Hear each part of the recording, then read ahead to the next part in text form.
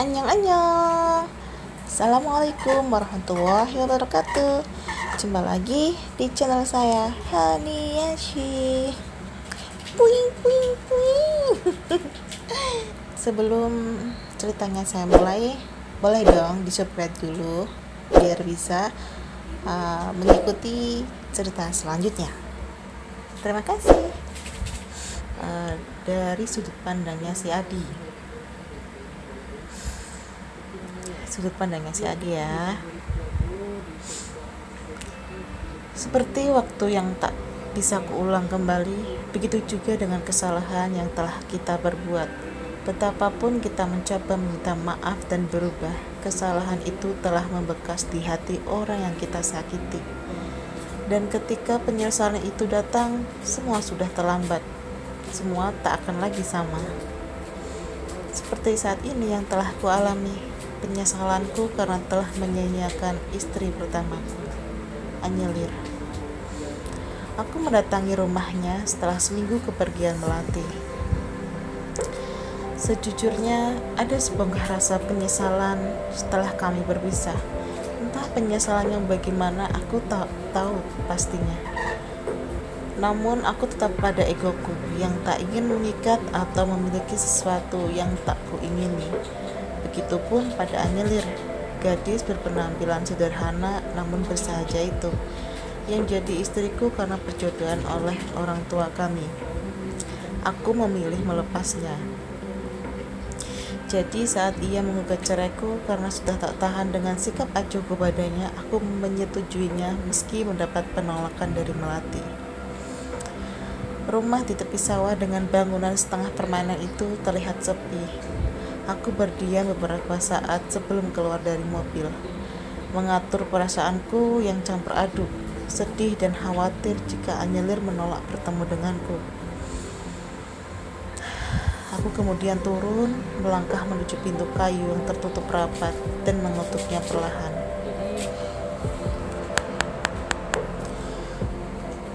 Assalamualaikum. Waalaikumsalam. Suara mantan ibu mertuaku yang biasa kupanggil Bunda terdengar menjawab salamku. Lalu pintu terbuka perlahan. Bunda tersenyum meski bisa kulihat beliau nampak terkejut melihat kehadiranku. Aku segera menyalami. Nak Adi, ayo masuk nak. Bunda mempersilakan sembari menggandeng tanganku memasuki rumahnya. Pandanganku mengitari ke penjuru ruangan mencari sosok yang ingin kutemui. Bunda panggilkan Anyelir dulu ya, ucap Bunda, dan aku hanya mengangguk. Beberapa menit berlalu, ibu mertuaku muncul bersama dengannya. Wanita yang sore ini nampak berbeda. Setelah menghidangkan secangkir teh untukku dan stoples camilan, kami duduk terpisah. Aku memberikan surat yang ditulis Melati sebelum istri keduaku itu pergi untuk selamanya. Dapat kulihat raut kesedihan di wajah Anyelir saat membaca surat Melati, dan dia mengatakan telah memaafkan Melati. Aku pun berterima kasih. Lalu ada suara tangis bayi yang mengejutkan kami. Anyelir tergesa memasuki salah satu kamar yang kutahu itu kamar miliknya. Samar-samar ku dengar dia mencoba menenangkan bayi itu, dan tak lama kemudian tangisnya berhenti. Lalu Bunda keluar dan duduk di sampingku. Aku menatap Bunda dengan penuh tanda tanya. Namanya Latif, ujar Bunda tanpa menoleh ke arahku. Latif. Kandungannya berumur 3 bulan saat kalian bercerai, ujar Bunda semakin menguatkan dugaanku jika bayi bernama Latif itu adalah putraku, darah dagingku. Kenapa Anyelir menyembunyikan kehamilannya dariku? Ayah dan Bunda sangat marah saat pertama kali mengetahui alasan Anyelir menggugat cerai kamu. Tapi dia bersikukuh untuk melanjutkan perceraiannya dan memutuskan untuk tidak memberitahumu tentang kehamilannya padamu. Alasannya karena kamu tidak menginginkan dirinya, apalagi anaknya. Benar begitu? Suara bunda bergetar membuat hatiku tercapik-capik. Betapa terlukanya Anyelir karenaku. Kami marah dengan sikap kamu, tapi Anyelir melarang kami untuk menemui orang tuamu. Karena rasa bersalah kami yang telah menjodohkan dia denganmu, aku pikir itu yang terbaik untuknya hingga perceraian itu terjadi. Maafkan saya bunda, tapi seandainya saat itu Anyelir memberitahuku tentang kandungannya, mungkin perceraian itu tidak akan pernah terjadi. Minta maaflah padanya. Boleh aku bertemu Latif bun? Pintaku. Bagaimanapun dia darah dagingku. Aku sudah melewatkan masa-masa saat dia berada di kandungan. Jadi saat ini aku ingin menebus waktu yang telah terlewati. Semua keputusan ada di tangan Anyelir. Sudah setengah tahun berlalu semenjak pertemuanku dengan Anyelir sore itu.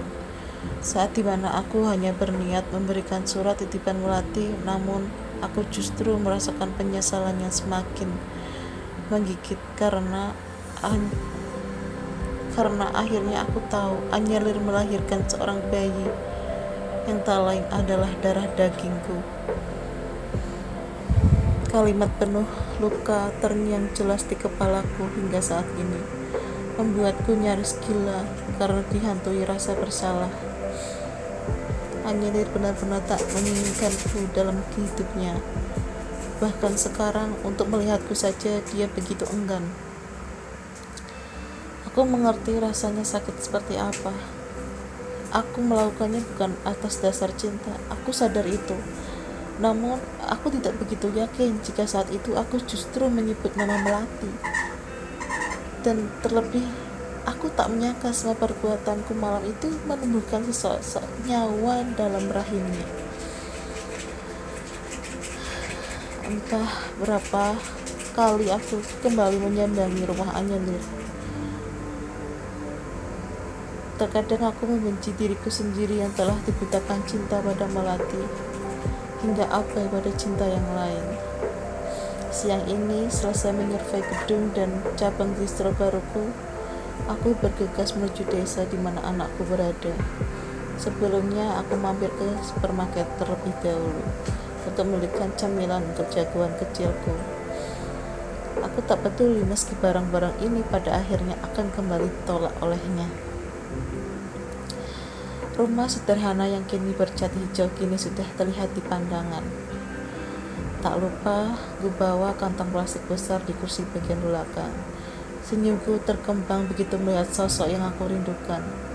Latif berdiri di pintu, sembari menggenggam mainannya. Bocah lucu yang usianya kini 15 bulan itu hanya menatapku polos.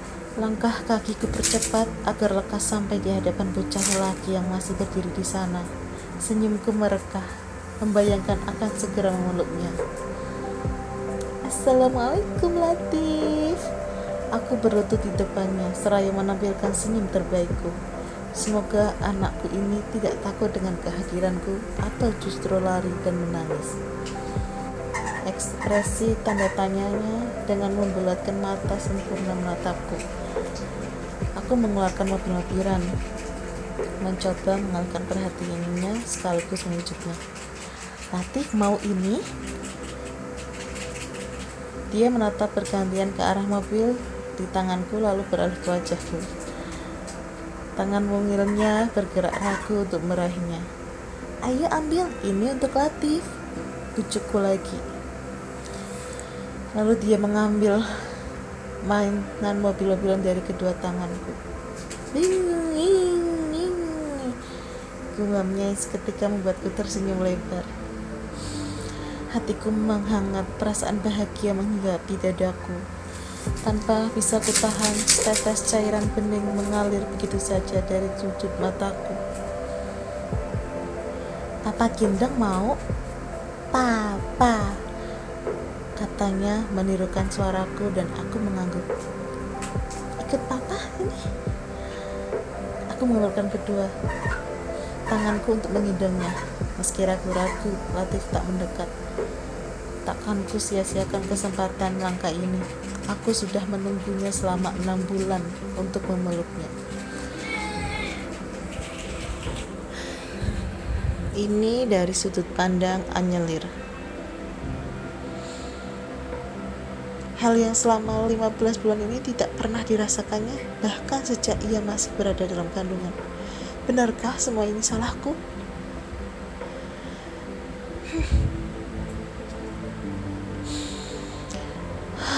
Mengingat satu nama itu, dadaku kembali berdenyut nyeri. Jika boleh aku meminta, aku tidak ingin bertemu atau berurusan dengannya lagi. Buatku, Adi tetaplah Adi yang tidak akan bisa bersikap lembut padaku. Malam sebentar lagi berganti pagi, tetapi mataku belum juga bisa terpejam. Bayang-bayang perdebatan kami siang tadi berhasil menguasai pikiran, membuatku dirundung gelisah. Tatapanku lantas beralih pada Latif yang tertidur pulas di sisiku. Dia adalah anugerah dari Tuhan di tengah nestapa yang kurasakan. Dia adalah pelitaku di kala hancurnya rumah tanggaku. Latif adalah satu-satunya alasan untukku tetap berdiri tegak melanjutkan hidup meski harus terseok-seok. Entah kapan pastinya aku tertidur hingga suara bunda di balik pintu kamarku terdengar di runguku. Nak, bangun nak, sudah subuh. Ku gerjapkan mata menghalau cahaya. Setelah mengumpulkan kesadaran, aku beranjak menghampiri pintu. Bun, kenapa nggak masuk saja? Pintunya nggak anyik kunci kok. Sambil ku bersihkan kotoran di pinggir mata terasa mengganjal. Latif masih tidur? Karena memang sosok yang kami bicarakan masih tertidur pulas. Lalu bunda meneliti wajahku. Kamu tidur jam berapa semalam? Bunda pasti melihat kantung mataku yang hitam. Gak bisa tidur bun semalam, jujurku. Ya sudah, nanti kita bicarakan. Sekarang subuhan dulu. Yuk. Drama hampir tiap hari terjadi saat aku akan pergi bekerja. Latif menangis, meraung, membuat langkahku menuju tempat kerja terasa berat. Dengan hati tak tega, aku tetap meninggalkan Latif untuk mengais rezeki. Untuk menuju butik tempat kerja, membutuhkan waktu setidaknya 30 menit. Beberapa rekanku sudah hadir dan tengah merapikan pakaian pada manekin dan rak display. Assalamualaikum, sapaku pada mereka yang dijawab serempak. Aku menuju loker belakang untuk meletakkan barang pribadi. Setelah itu aku bergabung dengan rekanku. Hari ternyata begitu cepat berlalu. 8 jam bekerja tidak terasa karena pekerjaannya minta waktu. Hari ini aku dan beberapa rekan kerjaku memasang payet sebuah gaun pernikahan untuk pejabat kota ini. Kuusap bulir keringat yang mengalir dari kepala membasahi dahi dan alisku. Saat lampu merah menjeda laju motorku. Lelah seharian bekerja juga menyerangku. Semua jerih payah kulakukan untuk memenuhi segala kebutuhan darah dagingku. Karena siapa lagi jika bukan aku menanggung biaya hidupku dan Latif. Tapi aku tidak ingin terus-menerus merepotkan. Menjadi single parent dengan status janda saja sudah mencoreng wajah ayah dan bundaku. Aku hanya tidak ingin memberikan beban lagi untuk kedua orang tua yang telah merawatku dari kecil. Aku sedikit kesal begitu melihat mobil Adi sudah terparkir di halaman rumah.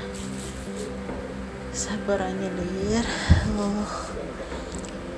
Suara tawa Latif dan Adi siap-siap terdengar di tengah langkahku yang semakin mendekat. Hingga akhirnya aku sampai di ambang pintu yang memang terbuka. Assalamualaikum, ucapku sembari tersenyum kecil lalu melangkah memasuki rumah. Latif hanya menengok sekilas padaku lalu kembali fokus pada mainan robot di jemari mungilnya. Sejujurnya aku ingin mengambil Latif dari pangkuan Adi. ada rasa tidak rela. Aku sendiri merasa heran mengapa Latif bisa cepat akrab dengan Adi. Ternyata ikatan batin memang tidak bisa diputuskan begitu saja.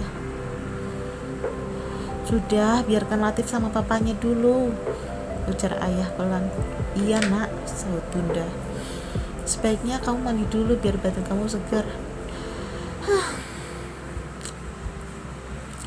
Aku kembali ke kamar setelah menyelesaikan mandiku. Melintasi ruang tengah, ada ayah yang tengah sibuk membaca Al-Quran terjemahan.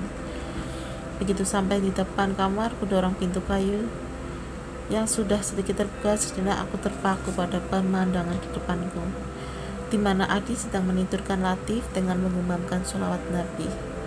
Hatiku bergetar mendengarnya. Ada perasaan haru menyelusup di dadaku. Dengan langkah lebar aku mendapati keduanya berdiri di sisi ranjang. Aku menahan amarah yang menyemuluti hati.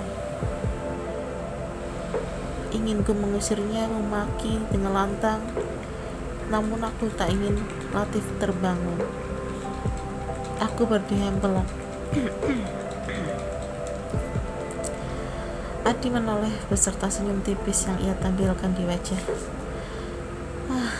Aku baru sadar wajah Adi sedikit kusam dengan beberapa jerawat yang menghinggapi wajahnya.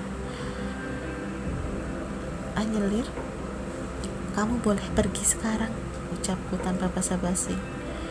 Adi terdiam menatapku lekat, justru membuatku sedikit gugup. Aku memutuskan pandangannya dan kini beralih memandangi Latif yang tertidur sambil meluk guling favoritnya. Kita bukan mahram, Di. Sebaiknya kamu keluar dari kamar ini. Kalau begitu, bisa kita bicara di luar, mohonnya. Tetapi aku sebenarnya tidak ingin berdebat lagi dengannya. Akan tetapi teringat perkataan ayah semalam. Akhirnya aku pun mau. Berdamailah nak, terima dia sebagai ayah Latif. Kami sudah tua, jika kelak terjadi sesuatu dengan kami, maka kami akan lebih tenang karena kamu sudah berdamai dengan masa lalumu. Aku mengajak Adi ke halaman belakang rumah. Selain menghindari tatapan penuh tanya tetangga, tempat ini layak untuk mengobrol kami yang bukan mahram. Dari dulu hingga detik ini, aku masih tak bisa menebak bagaimana jalan pikiran pria di sampingku ini. Dulu saat kupikir ia tulus meminta maaf atas pengabaiannya padaku, tapi ternyata dia hanya menuruti wanita yang dicintainya. Tidak ada ketulusan di setiap kata-katanya. Semua hanya pemanis bibir. Aku masih belum tahu tujuan ia kemari menemui Latif untuk apa. Karena aku sangsi ia benar-benar menyayangi Latif. Hingga akhirnya kata maaf kembali terlontar dari bibirnya. Lagi-lagi aku menyakitimu, Anyelir.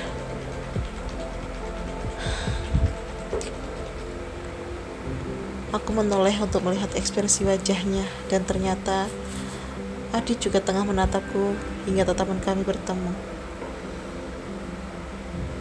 Akhirnya aku putuskan memalingkan wajah lebih dulu. Kamu tahu, Di, jika waktu itu aku memberitahumu mengenai kehamilanku, mungkin saat itu kamu akan berubah menjadi perhatian padaku. Tapi bukan berarti kamu yang benar-benar menginginkanku, karena kamu hanya sekedar tanggung jawab atas kehamilanku. Nyek, Adi berusaha menyelaku, namun aku lebih dulu menginterupsinya dengan mengangkat salah satu tanganku. Aku akan semakin terluka dan mungkin akan kehilangan Latif karena efek stres, karena sikap ketidakadilanmu padaku. Aku sadar itu, maka dari itu aku kemari untuk menebus kesalahanku pada kalian. Tolong, demi Latif. Nak, suara lembut bunda terdengar dari luar kamar. Masuk saja, Bun, gak dikunci. Dengan cepat ku hapus sisa-sisa air mataku. Tak ingin bunda mendapatiku sehabis nangis. Bunda menuju ke tempatku yang tengah duduk. Aku mencoba menatapnya dan sembari tersenyum. Menatap wajah teduh Bunda membuat kegamangan di hatiku seketika sirna. Latif sudah tidur? Loh, kamu habis nangis? Bunda bertanya sementara tangan kanannya mengusap pipiku lembut. Ia seakan tahu apa yang tengah dirasakan putrinya saat ini. Kuraih jemari Bunda dan ku genggam erat. Enggak, Bun, tanggahku. Sorot matanya yang teduh dan air mukanya yang begitu serius seketika membuatku gugup. Entah karena apa, aku tak tahu pasti. Bunda dengar pembicaraan kamu dan Adi tadi sore. Bunda mengerti perasaan kamu, tapi tidak baik kalau kita terlalu larut menyimpan dendam. Anyik bukannya dendam, Bun. Anyik hanya gak mau terlalu dekat dengan Adi setelah apa yang dia berbuat ke Anyik, itu saja. Bunda ngerti, tapi mau sampai kapan? Semakin hari Latif tumbuh dewasa. Tangan Bunda berpindah mengusap kepalaku. Latif juga berhak mendapatkan kasih sayang dari ayah kandungnya. Alangkah lebih bijak kalau kamu mulai membuka hati menerima Adi sebagai bapaknya Latif. Latif berhak mendapatkan kasih sayang dari kedua orang tuanya, nak. Sejujurnya, aku pun berpikir ke sana, tentang kasih sayang yang pastinya dibutuhkan Latif dari ayahnya. Tapi egoku kembali menguasai diri. Aku yang telah mengandungnya 9 bulan, melewati morning sickness, parah semester pertama, belum lagi seluruh badanku gatal-gatal, kontraksi, membuatku nyaris menyerah untuk memilih jalur sesar. Nikmat sekali rasanya. Jadi, ada perasaan tidak terima dan tak ikhlas jika Adi tiba-tiba datang dan mengklaim Latif sebagai anaknya tanpa tahu perjuanganku mengandung dan melahirkannya. Bunda gak minta sekarang, pikirkan dulu masa-masa baik buruknya. Bunda meninggalkan kamar setelah ia berusaha membuka hatiku untuk menerima Adi sebagai bapak Latif. Sebuah pesan dari nomor asing. Anyelir, tolong pertimbangkan permintaanku. Sudah aku tebak siapa si pengirim ini. Alih-alih membalas pesan, akhirnya aku meletakkan kembali ponselku di atas meja. Selanjutnya berbaring dan istirahat. Embun menyambut pagi dengan kesejukan. Hari ini tepat 2 bulan Adi tidak menemui Latif. Mungkin ia menyerah karena selalu kutolak. Harusnya aku merasa senang, bukan? Karena Adi tak lagi mengganggu kehidupanku. Jadi hanya perlu menjalani hari-hari seperti biasa. Mama berangkat kerja dulu ya, nak soleh, pamitku pada Latif yang kini tengah memainkan Lego. Ama aja, katanya. Mama kerja? Iya, mama kerja. Latif jadi anak baik ya, nurut sama Eyang. Tif ai, katanya lagi dengan suara yang belum begitu jelas. Pinternya anak mama. Kukecup keningnya. Selanjutnya aku pamit dengan ayah dan bunda. Tempat kerja kami sebuah butik di tengah kota, menerapkan peraturan karyawan istirahat secara bergantian. Gajiku memang tak seberapa, tapi insya Allah cukup memenuhi keperluan Latif dengan menahan keinginanku sendiri. Aku sedang memasang tag press pada gamis-gamis yang baru saja datang dari rumah produksi saat Bu Yola, pemilik butik itu, menghampiriku. Neng Anyek? Iya Bu, ada yang bisa saya bantu? Ada tamu? Siapa? Jangan-jangan Latif kenapa-napa? Dadaku seketika berdebar begitu kencang. Tidak biasanya ada tamu yang menghampiriku di butik. Siapa Bu? Apa dia bawa anak kecil? Tanyaku panik. Sementara Bu Yola hanya tersenyum. Orangnya menunggu di ruangan saya. Ayo. Belum sempat aku bereaksi, tanganku sudah digenggam Bu Yola dan menuntunku menuju ruangannya. Semua perasaanku buyar saat tanpa sadar aku sudah berada di ruang Bu Yola dan mendapati Adi tengah duduk manis dengan secangkir minuman di tangannya. "Ayo duduk dulu."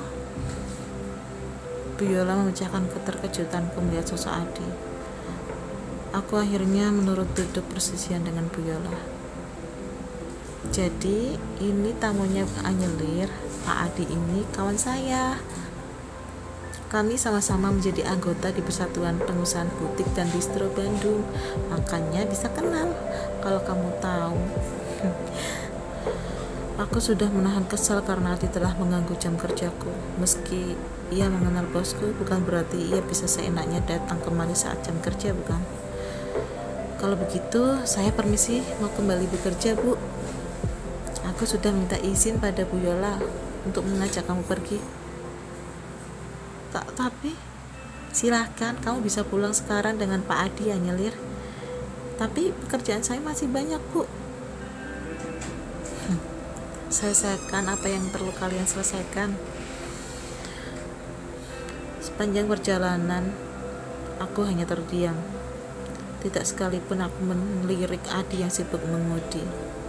Suara merdu lembut Nisa Sabian mengalun indah mengisi keheningan di antara kami.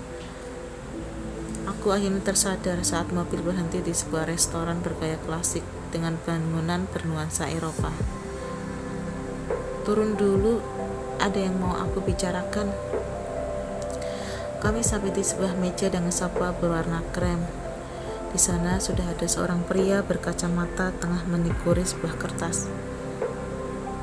"Selamat siang, perkenalkan saya Anthony."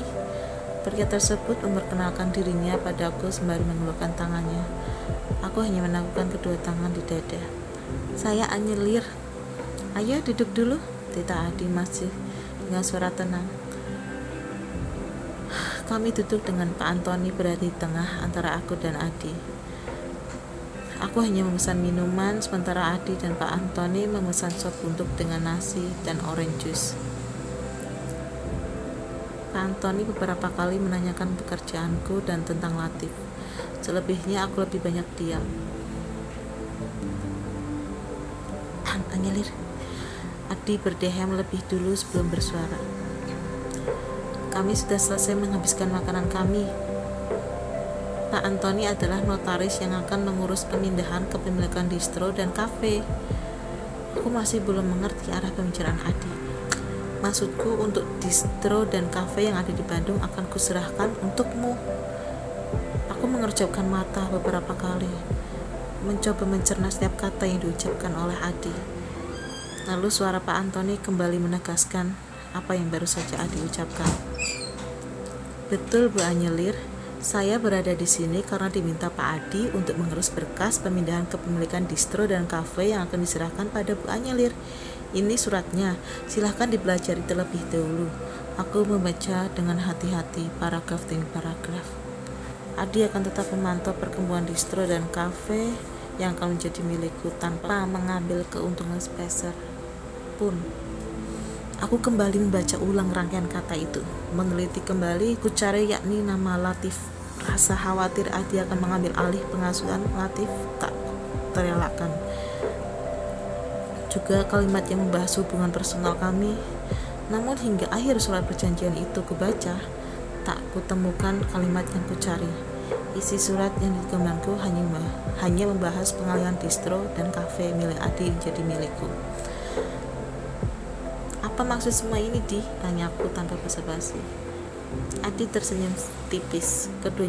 Kedua jemari saling menggenggam di atas meja. Tatapannya lekat menatapku. "Aku hanya ingin kamu bisa fokus mengurus Latif tanpa harus bekerja terlalu keras. Tapi bukan berarti dengan memberikan aset milikmu hubungan kita menjadi dekat. Hubungan kita hanya sebatas jadi orang tua Latif, tidak lebih." Tekanku.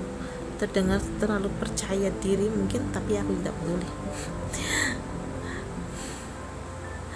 "Kamu sudah baca sendiri isi suratnya kan? Di situ tidak ada kata-kata membahas mengenai hubungan kita. Aku cuma mau kamu bisa fokus mengurus Latif. Kalau kamu kerja dari pagi sampai sore, pertemuan kalian hanya sebentar. Aku nggak mau Latif besar tanpa perhatian dariku dan ibunya. Jadi aku mohon tanda tangani surat ini, biarkan aku bertanggung jawab padamu, Anyelir. Jadi ini tidak ada hubungannya dengan hubungan kita kan? Tidak, aku hanya minta kamu misalnya aku menemui Latif kapanpun aku mau. Yang nggak bisa kapanpun maksudku paling tidak seminggu sekali atau seminggu sekali aku bisa menemuinya. Oke. Semoga keputusanku kali ini tepat, semua demi Latif.